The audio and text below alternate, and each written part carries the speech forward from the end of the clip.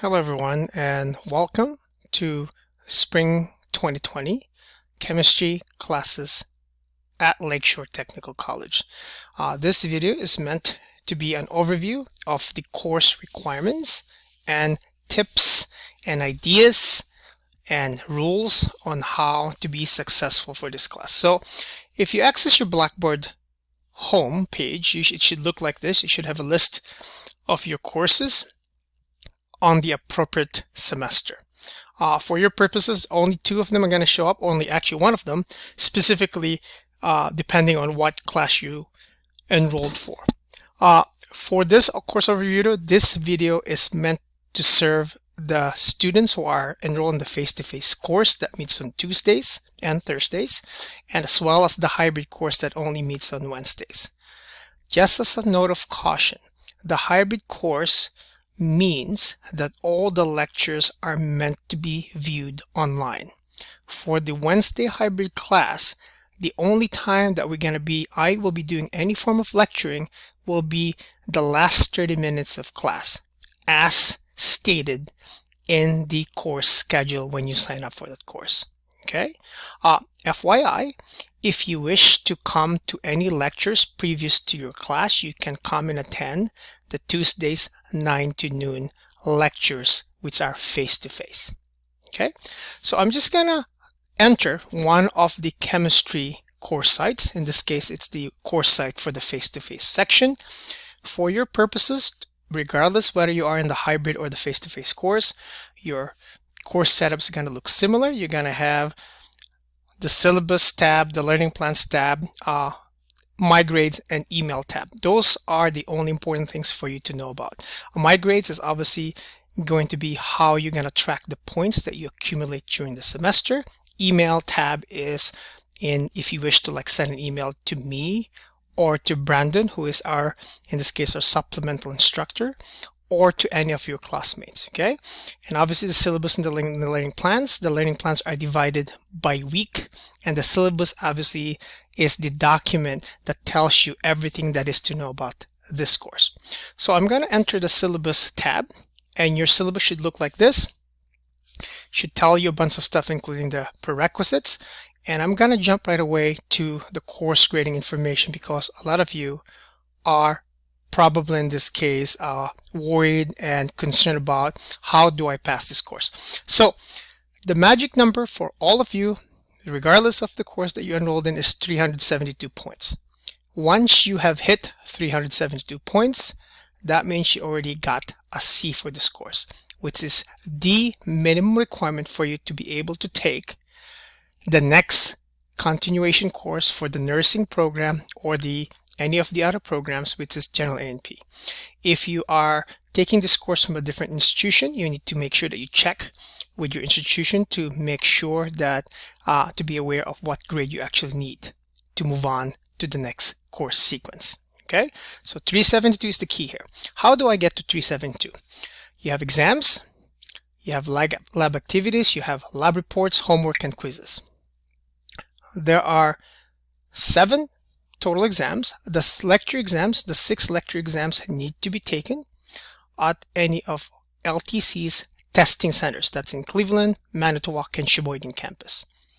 Obviously, depending on whether they are open or closed. The final exam is a pen and paper exam that's going to occur during the last class meeting. So this is pen and paper. The 6 are computer-based exams at the testing centers. Okay. So there's also 11 lab activities, and I'm going to tell you the breakdown. So each lab activity is actually worth 10 points. The first 5 points is individual. The 5 individual points can be accumulated or can be garnered by submitting pre-lab. So every student during laboratories must submit answers to the pre-lab questions for every single lab. Okay, that's worth 3 points. The other 2 points for individual points is based upon your contribution and based upon the work that you actually do on behalf of the group. So if you just sit down and don't contribute to your group during the laboratory, you will not get 2 points. So first 5 points is based on the individual. The other 5 points and this 10 points is based on the group. And that is going to be based upon the lab worksheet that you will turn in at the end of each laboratory. Okay, so again, out of this 10 points, 5 is individual and 5 is based on group. Very, very important. All right, there are 2 group lab reports. Okay, and I'm just gonna go to the schedule, which is at the end of the syllabus. The first lab report is due on the 9th. This is for the face-to-face course. For the hybrid course, your first lab report is going to be due on the 10th. And this lab report can be written on any of the labs preceding this week. So that means you can write it on the equilibrium lab. You can write on the physical versus chemical reactions. You get the point, right? The only thing that you can write about is the first laboratory, because that is actually not a lab. So your group will write a lab report. There's a rubric. There's a sample paper. That's going to be in a different course learning plan that I'm going to show you pretty soon. All right. The second lab report is due on the 4th for the face-to-face course and the 5th for the hybrid course. Again, this second lab report is based on any lab preceding, so measurement, limiting, colligative, pH, buffer, and gas loss lab. Okay. As you can see, there's a week for makeup labs. Now, why is there makeup labs? What happens is if you miss a lab, okay, you can actually get the points just by submitting the pre-lab questions. But since you are not present to contribute to your group, you will be missing 2 points. So the maximum points that you can get if you miss a lab for any valid reason is just 8 points. If you wish to make sure that you make up all 10 points, you need to come to the second to the last week, actually, and actually do a lab by yourself. Okay, so that option is available for you. So that's that, group lab boards. You have 13 homework, each worth 5 points. Okay, and it's probably going to be confusing how it looks like, so I'm going to go again to the schedule. So your first homework problem is going to be due when we meet on the second week, which is the week. So for the Tuesday class, that's going to be due on the 28th. For the Wednesday class, is going to be due on the 29th. And a lot of you will be wondering, how do I find these problems? Okay, so this is in the textbook for the course, which is the OpenStax Chemistry textbook, first edition. Okay, that is the orange covered textbook.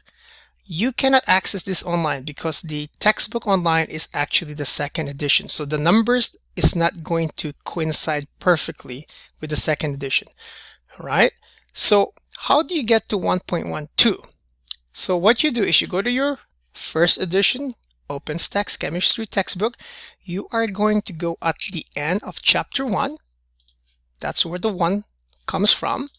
And you are going to go past the key terms. You're going to go past the key equations. You're going to go past the summary. And what's going to happen is you will hit a section called exercises.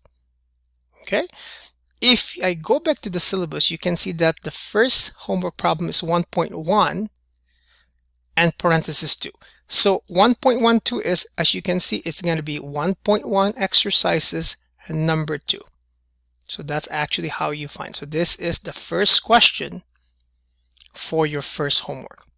So if it's 2.312, you go to the end of chapter 2, go all the way to the exercises, scroll down to 2.3 and find number 12. So that's actually how it's going to, how you can find those homework questions. Okay. So again, this homework is going to be due the Tuesday or the Wednesday. This homework is going to be due the, again, Tuesday or Wednesday. All right, so that's again another way that you get points. The last one is quizzes. There's only 7 quizzes. Each one of them is worth 3 points. Okay, and again, just to drive you crazy, I'm gonna go again to the thing here, like to the actual schedule. And as you can see, on the week of the second week, we're gonna have quiz 1. This is going to be the same for Wednesday class as well. What is quiz 1 about? Your first quiz 1 is going to be based upon the lecture from the previous week 2 points are going to be based on the lecture from the previous week, and 1 point is going to be based upon the laboratory for the same week. So 3 points total, 2 from the previous week's lecture, 1 point from the current week's laboratory. Okay, so that's how you get 3 points. So again, the key here is you need to go to 372. Now, if you do the math here, you're probably gonna, if you're gonna add all these numbers, there's probably gonna be something odd. The reason why this number is actually lower is because based out of the 7 exams, the 6 lecture exams and the 1 final exam, one of the lowest exam scores is gonna be drop. So that is why this number is actually lower than the sum of all of these numbers. Okay. Now, inevitably speaking, you'll miss class. And a lot of you might be asking, well, how do I make up missed points? The only excuse absences are actually included in this thing called makeup work. In order for you to be able to do makeup work, you must meet this criteria. FYI, you cannot make up lecture exams because lecture exams are available for 4 days. So you have 4 days to take the exam. If you miss, if for some reason you have a sickness or an illness that basically runs longer than 4 days, you need to come talk to me and you need to have a doctor's excuse. All of your absences, official absences, have to be accompanied by documentation. No documentation means no makeup points. Okay, I don't want anyone gaming the system, but obviously if you feel shy and there's really a valid reason and you have no documentation, there's one surefire way to find out what I'm going to feel about that. You need to come talk to me. Okay, I will try to accommodate you as much as I can, but again, please make sure that you have some proper documentation, you have some really good reason. You can take pictures if you get into an accident. I hope you never get into an accident this semester. Okay, so again, so make sure you can get any documentation from your work. If your work schedules you for a day that in this case is in conflict with our classes, give me a copy of that documentation. I'll definitely accept that. All right, so very important here.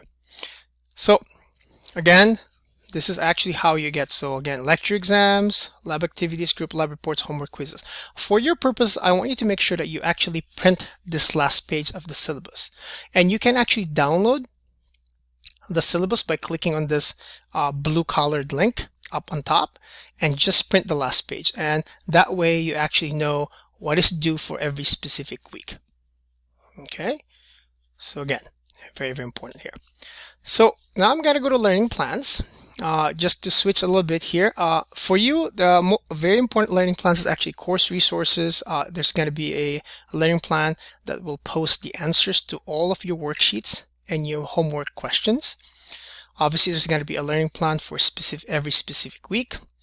For this video, it's going to be embedded into learning plan 0. There's something very important about learning plan 0. So if I go to learning plan 0, there's going to be this video. There's going to be an agenda for every learning plan. And here's the deal. You need to take the introductory quiz and get a perfect score in order for you to be able to get the next learning plans. Okay? If you do not take this quiz and do not score 10 out of 10, all the other learning plans 1 through 15 will not be available to you. Okay? I'm just going to give you a look at learning plan 1. All learning plans will have an agenda. At the bottom, it always tells you what you need to get done. It always tells you the competency and learning objectives. Okay?